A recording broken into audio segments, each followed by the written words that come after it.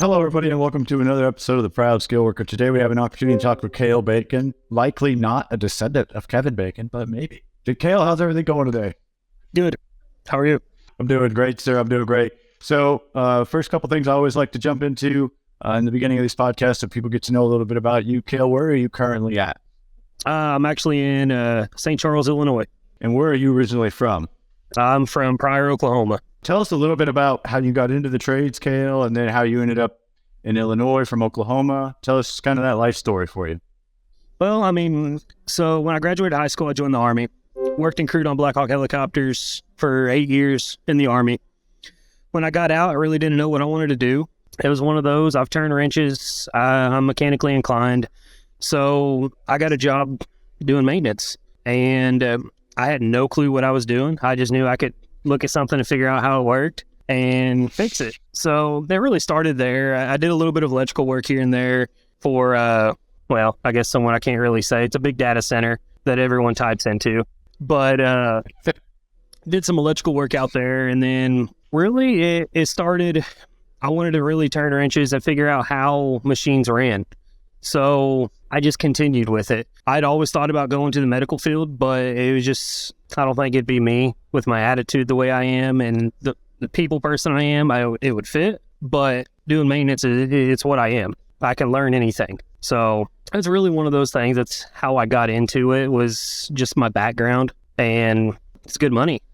When you joined the Army and they put you on rotary wings out there on helicopters, had you been doing maintenance before that, or was that kind of your first exposure into the maintenance world? Well, growing up, I had worked on cars and stuff like that, just here and there, just tinkering, but I had never really done hard physical labor on machines. So it was one of those, it sort of threw me for a loop, but I graduated top of my class through AIT in the Army. When I actually went to my unit, it was one of those, I jumped straight in and showed a really hard work ethic. So it's something that my dad instilled in me growing up, and really, he's the one that really pushed me. He was a Black Hawk helicopter engine guy, and not necessarily Black Hawks, but Hueys and all of that. He worked on engines, still does. So it's been in the family. I think it's more like a thing that's in my blood. I love it. So my background's in aviation maintenance as well, but I was through the Marine Corps. I was fixed wing. So that's why myself, I didn't do any industrial military maintenance like that until I got into the Marine Corps, and they just trained me on it. Yeah. And I was really passionate about it as well, and then got into skill work on this side. So I'm always curious on what the military instills in people. And it sounds like your dad gave you the work ethic, and then the Army gave you some skill. Exactly. And it was one of those, I just continued to push myself, and I'm one of those guys, I always have to have something to do. I want to continue to learn whatever I can, whether it's the little stuff like helping operators at work or learning anything really. And I struggled when I got out of the Army, I'll just say that. But it was one of those, trying to find something that I really enjoyed. And that's really what got me, was I would get a job, I'd be like, oh yeah, this is awesome. And then I'd get in that rut where really wasn't learning a whole lot. So I'm like, oh, well, this job pays better. Let's go do it. So finally I found a place that I really liked. It was a paper plant, and I learned a lot there. Now I'm here, and I really, really enjoy it here. I love it. So you'd said you struggled when you left the Army. A little bit of me wonders if that's just like lost direction when you leave the military, because everybody kind of has that feeling. And that's natural. But what do you think have been the biggest challenges in your career, though? As you've kind of transitioned either out of the Army and into the civilian sector, or the Army and the civilian sector combined, what's been the biggest challenge? I think the biggest challenge for me was going from having a structured career in the Army to something to where you're making your time. If you don't put forth the effort, you're not going to go very far. So my biggest struggle was, oh, hey, there's not people here sitting here telling me what to do constantly. So that's where I really struggled when I first got out and started in the industrial field. But I feel like everywhere I've gone, I've really succeeded. But I think that's because of my background in the military. I know there are those interpersonal skills that the Army taught, but it's a little different when you get into the civilian sector of everything. So I was just having a conversation with my brother about it the other day. So I think that's really where the struggle for me was. I know you understand coming from the Marine Corps. I'm sure you really understand it, but It was the interpersonal skills that really made me struggle. Yeah, and I'm 100% Cale. I mean, I'm in lockstep with you on that. I think one of the most predominant struggles that people coming out of the military face, and even a little bit people coming out of the trades face, is that when the time comes for it to end, so whether your time in the trades ends or whether your time in the military ends, there's a little bit of a different language that's spoken in both the military and in the trades. And so transitioning out of that can be difficult. And whether that's the words you use, the way you use those words, or how blunt and abrupt you are in the things you need to be done, it doesn't always land. And I know exactly what you're going through, Cale. It's never really I don't have the skills, I don't know what to do. It's the way I go about it is sometimes more direct than needs to be. And that can ruffle feathers. Yeah. I mean, and we don't, as individuals, most of us don't even like to be talked to the way that we end up handling situations. Exactly. We're like, this is how I handle it.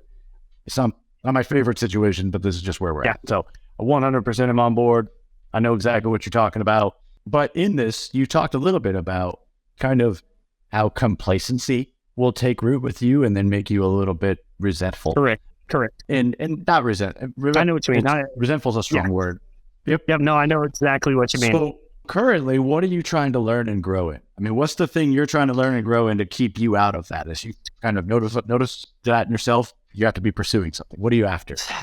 My biggest thing is trying to figure out each individual, not necessarily just the machines that we work on or the components we work on, but how things work. That's my biggest goal. But I know I won't be in maintenance forever, but I'm trying to grow my, communication skills is another biggest thing. My biggest thing that I really need to work on.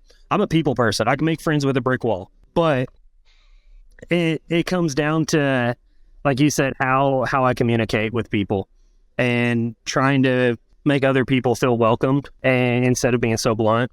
I know I'm getting off course here, but it's one of those that I struggled with it. So it's one of those I'm trying to grow myself when it comes to being a better person.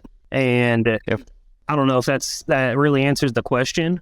But when it comes to the maintenance field and the industrial field, it's one of those that you're always learning. And it goes back to that complacency thing. If you're not learning, you're not going to go anywhere in the field. If you don't put forth that effort into your job, you're not going to go anywhere. Say I came into a new facility like I just did out here at Smithfield. I come in and I don't show that effort saying, hey, I want to work, I want to do this. They're not going to put forth the effort to show me the machines. Because, I'd never worked on stuffing machines and all this. I'd worked on hydraulics and stuff, yes. But when it comes to the actual specific plant, if I don't put forth that effort and show, hey, I want to work, they're not going to put forth the effort to help me. So it's a two-way street. You got to give a little bit to earn a little bit. And to kind of circle back, I think you did answer the question, like, what are you currently trying to learn and grow in? You answered them both perfectly. So I think there's this personal side of you that's trying to learn and grow in your communication style and how you handle these situations. And I don't know you all that well, Cale, to be honest with you, but volunteering to be on a podcast and to public speak in a platform is growing in your communication skills. So thumbs up, you're winning. And then acknowledging that if you're not growing, you're dying in your professional field, which is if you're not learning new things, you're basically falling behind the trend. Correct. Is the other side. So one of the questions that I really want to deep dive into, and I'm hoping you can give them to me, is what do you think are the 3 most important skills to have in maintenance? Well, like I've mentioned in the past, work ethics is your very first one. I would say another one would be communication. Being able to communicate with the team, because you're not, there's no I in team, and that's where I struggled getting out of the Army was, hey, I want to just do this and get it over with instead of working with a team and trying to figure something out. You got to be able to work as a team. And when it comes to another skill, I really just wanting to know your job. And if you don't know your job, you're not going to go anywhere. So actually taking the time to learn, whether it's hydraulics, pneumatics, electronics. You can be specialized in one of those, but if you don't know a little bit about every single one of them, you're not going to go very far in your job. I find that incredibly fascinating, and maybe you read the article and that's why you're so spot on with it. But there's an article put out in the beginning of 2023 by Gallup that talked about the 5 most common traits that all CEOs and employers want in their employees. And it talked about work ethic, dependability, communication skills, and then it got at the bottom 2 were technical abilities. But the first 3 for every single person, these are soft skills. Okay. So these are skills that everybody can work on. And I went, this is insane to me. And that's why I wanted to ask you about it. Does this translate? Or are we getting a very small, like, white collar sector answer?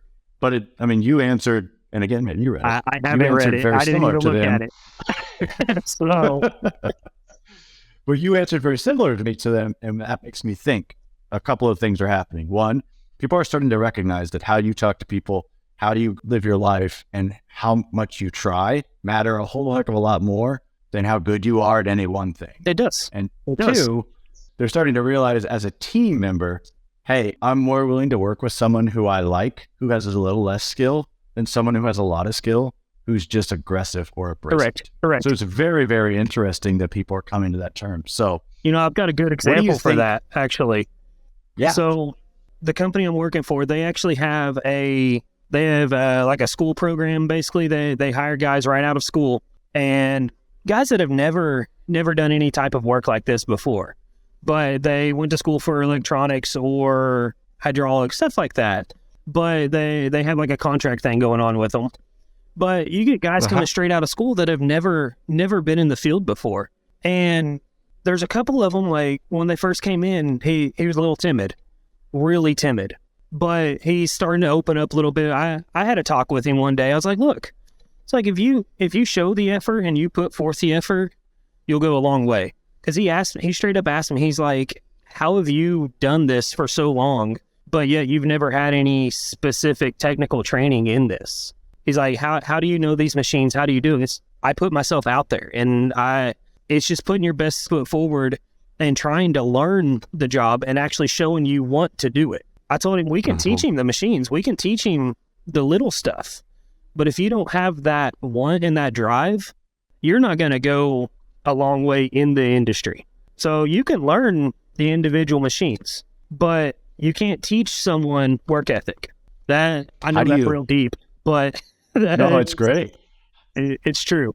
How do you get someone to teach themselves that? Like if someone didn't have in their life, like you had your dad, who kind of politely hammered that into you at a young age. Very polite. or the military. I mean, how do you get there? Like as a coworker, can you help someone develop that? Or is this an individual pride issue where you have to just come to terms with the fact that you want to work hard? How do you do it? I think it's a little bit of both. I think when it comes down to the team mindset, showing that you want to work as a team and including that guy. Like say he's a little shy, or he's not necessarily shy, but is timid with the job because something intimidates him a little bit. And you can teach him by saying, hey, we're going to work as a team. We're going to show you this if he wants to do it. It comes back to that, hey, this is what I want to do. And if you want to do it, we can come together as a team and actually do it and get something done. Because if you say you have a machine that breaks down and he has no clue what's going on, if you come over there, you show him, hey, let him do that job, let him do it, and you can walk him through it. And he'll get that pride saying, hey, I did this. And maybe it'll help him in the future, because then he's going to see, oh, that machine's up and running because of what I did. It's going to give you that internal fortitude and make you a little bit happier when it comes to doing your job and feeling successful and accomplished. Yeah, I think you hit that nail on the head at the end, in my opinion. And I think probably more you see it too, is you have to give people a sense of accomplishment to build their work. Exactly. People don't want to work towards something that they don't see the results in, or that they don't know how to succeed at. So it's building blocks, right? Like, hey, one at a time, get better at what you do. Don't set the bar here and then wonder why people here are upset or failing. Well, exactly. You outpace them. So, and that's what comes down to a good leader too. I mean, it's right. And that's where I get that military background helps me tremendously when it comes to that. I've had bosses that really don't care what you do. I mean, they're just like, oh yeah, as long as the machine's running, whatever. But then I've had bosses that come out there and, hey, how's it going? And actually get on that personal level to get to know you. And that's what builds that team too.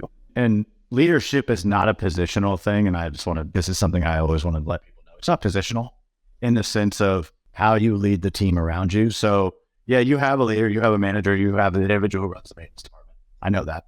But you as an individual can also hold the others around you accountable and go, correct. Hey guys, correct. We don't have to be in a bad mood today. We don't have to be in this mood. We don't have to do all of this like drudgery. Yes. You can be happy about what you do. You can be optimistic and drive our work ethic together. So leadership is bringing the people around you forward, not necessarily just getting as far ahead as you can and looking back and going, I don't know why they didn't come. I clearly got here. Yeah. So it's who you bring with you, not how far you go. Exactly. And I mean, you're not going to go very far if it's all about you. You got to be able to have those people skills to help you out and to help them out. That's the way I look at it. So I know there's other things behind it, whether you need the experience, you need those people skills. I mean, everything. It all boils down to one thing, and that's showing that you want to know the job. That goes back to that work ethic. This is my favorite part of the show. Cale, I'm going to turn it over to you for about 5 minutes. And what I want you to answer is if you could tell everyone in the industry, so if you somehow got a megaphone or like some micro link into everybody's Neuralink that was put in by some billionaire who we don't talk about. But anyways, so if you were able to communicate simultaneously with everybody in the maintenance field, what would you say to them? It goes back to what I've been talking about this entire time, though, and that work ethic that would drive that want to do the job. It's going to make you better in the long run and that short. So, I mean, another thing is goals, having short-term goals, having long-term goals, getting through each day safely, going home to your family, which, I mean, I'm away from my family up here, but that's one reason I took this job was to make a better life for me and my family. And when it comes down to the maintenance field, as long as you're doing it safe and the correct way, not trying to take shortcuts, not going, I guess, like 90 to nothing when it comes to a job, but actually taking your time and taking pride in your work. That's a big thing. It is pride. So take pride in what you do and do the best that you can, and you'll go a long way. I know that's not 5 minutes, but... Hey, I'm not going to knock somebody for being succinct, but what a great message, right? Just a great message of being able to recognize how hard you work, how much you try. It dictates how far it's not anything else. Correct. And you know, all of that is something we can control. We get to control all of those factors. There's no projection. There's nobody else involved. How hard did you work? How hard did you try? How well did you do it? Yeah. That's all you can do. Did you accomplish that goal? I mean, comes down to it. That internal fortitude on, hey, I did this. This is something that I did, and I did it the right way. So true. Okay, but that's all we have for today. I want to say a huge thank you to Cale for being on the show. Thank you so much for surrendering some of your time to us. I know that you're currently sitting at your local VFW. Thank you so much for your service to the country. Thank you for your time in the Army. And a huge thank you to all of you who are out there listening. So please leave a comment, reach out, like, subscribe, follow us on YouTube, Spotify, anywhere you get your podcasts. If you want to be on the show, if you have a comment, if you want to learn more about Cale's story, any of that, please feel free to reach out to us. We're always here, and thank you so much for your time. Thank you.